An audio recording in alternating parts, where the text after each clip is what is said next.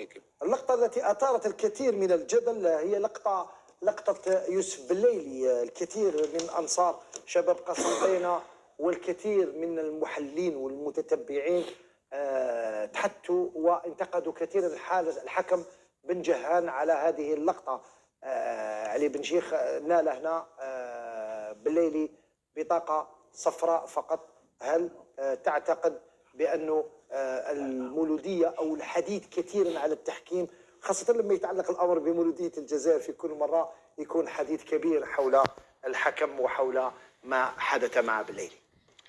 لا، بكل صراحة هنا بليلي غلط، نضرب بكل صراحة غلط. تنرفا فالي با يتنرفا، طاح مع ان اربيت جون وين جو بونس لو كان طاح مع ان اربيت شفروني ممكن يخرجوا، مي طاح مع ان اربيت جديد ممكن يقول لك يخمم هو جون وكذا، يقول لك ربما ما نخسرش المقابلة كي نخرج بليلي خرج المقابلة.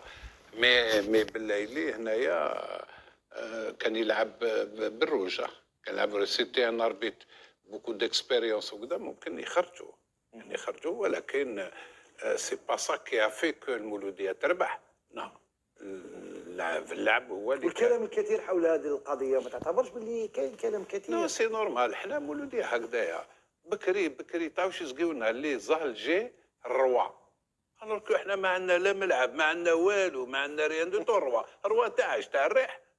هذا هو مولوديه دائما يتبعها تربح. يقول لك دوك تشوف دوك من القدام واش يخرجوا الدعايات، يقول لك الدوله يتعاونهم باش يديو شامبيونا. دوك تشوف دوك انت تتبع لي ريزون. انا ما عنديش هذا الشيء هذا، مي على بالي من اليوم تقول لي عندك الحق ونقولوها في دوك تشوف يبداو يقولوها. تلعب على الحبطه يقول لك شركه كبيره وتبزعوا في دماغ. اتبعوا غير المولوديه،